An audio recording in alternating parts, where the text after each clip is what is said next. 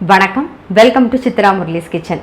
இன்றைக்கி வந்து விஜி அப்படிங்கிறவங்க வந்து சேமியா கேசரி எப்படி பண்ணணும்னு கேட்டிருந்தாங்க.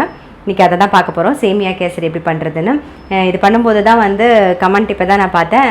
பாலாஜி அண்ட் ராணி அவங்க 2 பேருக்கு வந்து இன்றைக்கி வெட்டிங் ஆனிவர்சரி. ஸோ அவங்களுக்கு வந்து கண்டிப்பாக நீங்கள் விஷ் பண்ணிவிடுங்க.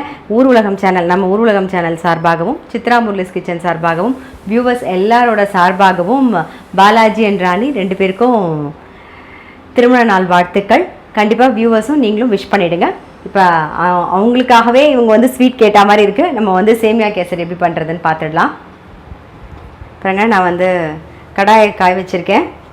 கொஞ்சமாக நெய் விட்டுப்போம்.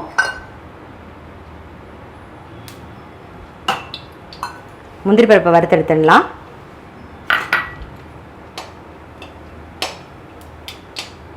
பாருங்க, முந்திரி பருப்பு எடுத்துருங்க. பாருங்க, 1 கப்பு சேமியா எடுத்துட்டுருக்கேன். 1 கப்பு சேமியா. இது வந்து வறுத்த சேமியா தான். நம்ம நெய்யில் வந்து லைட்டாக பரட்டிக்கலாம்.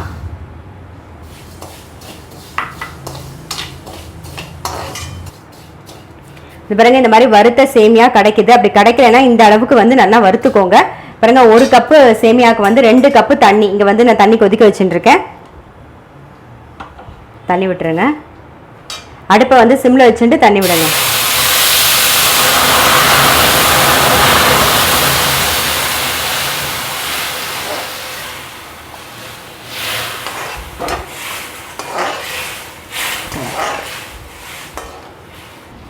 கேசரி கலர் கொஞ்சம் எடுத்துட்டு கரைச்சி வச்சுட்டுருக்கேன். அதுவும் வந்து இந்த வேகும் போதே போட்டுருங்க. நல்லா மிக்ஸ் பண்ணிவிட்டு மூடி வச்சுருவோம்.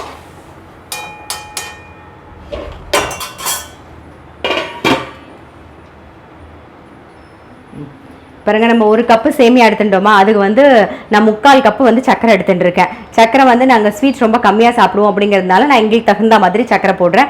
உங்களுக்கு வேணும்னா உங்களுக்கு தகுந்த மாதிரி போட்டுக்கோங்க. இப்போ 1:1 எடுத்துக்கலாம். சில பேர் கொஞ்சம் 1.25 கூட போடுவாங்க சக்கரை. ஸோ சக்கரை மட்டும் உங்களுக்கு தகுந்த மாதிரி போட்டுக்கோங்க. அப்புறம் ஒயிட் சுகர் சாப்பிடக்கூடாது அப்படின்னு சொல்லி கேட்காதீங்க. இதில் வந்து வெல்லம் போட்டு நான் ட்ரை பண்ணல. நீங்கள் யாராவது ட்ரை பண்ணியிருந்தீங்கன்னா எனக்கு எழுதி அனுப்புங்க. நான் அதை கூட உங்களுக்கு பண்ணி காமிச்சிடுறேன். இதெல்லாம் வந்து கேசரிலாம் வந்து சக்கரை போட்டு பண்ணும்போது தான் நல்லா டேஸ்ட்டாக இருக்குங்க.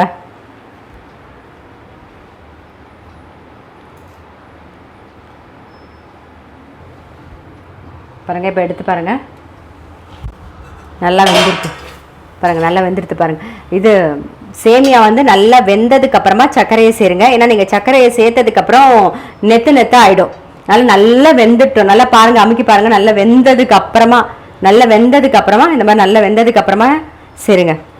இது மாதிரி சர்க்கரை வந்து நான் 3/4 கப்பு போடுறேன். உங்களுக்கு தகுந்த மாதிரி ஸ்வீட் சேர்த்துக்கோங்க. கொஞ்சம் கொஞ்சமாக போட்டு கலருங்க. அதுக்கு முன்னாடி நம்ம ஏலக்காய் பவுடரையும் போட்டுருவோம். இது வந்து கொஞ்சம் கொஞ்சமாக போட்டு கலருங்க.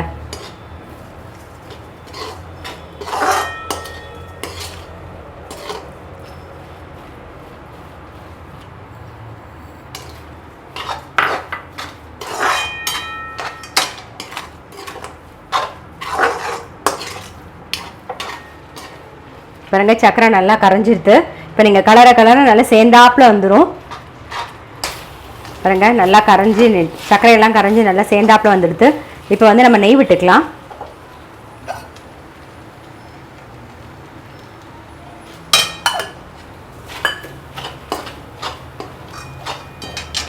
நம்ம சேமியா கேசரி ரெடியாக எடுத்து முந்திரி பருப்பை போட்டு நம்ம வந்து ஆஃப் பண்ணிடலாம். ரொம்ப ஈஸியாக சேமியா கேசரி ரெடி ஆகிடுது. கண்டிப்பாக உங்கள் வீட்டில் நீங்கள் ட்ரை பண்ணி பாருங்கள். ட்ரை பண்ணி பார்த்துட்டு உங்கள் லைக்ஸும் கமெண்ட்ஸும் எங்களுக்கு போஸ்ட் பண்ணுங்கள். எங்களோட 2 சேனல்லையுமே மறக்காமல் சப்ஸ்கிரைப் பண்ணி வச்சுக்கோங்க. ஊர் உலகம், சித்ரா முரளிஸ் கிச்சன் 2 சேனல்லையுமே வந்து மறக்காமல் சப்ஸ்கிரைப் பண்ணி வச்சுக்கோங்க. நான் இன்னொரு ரெசிபியோடு உங்களை சந்திக்கிறேன்.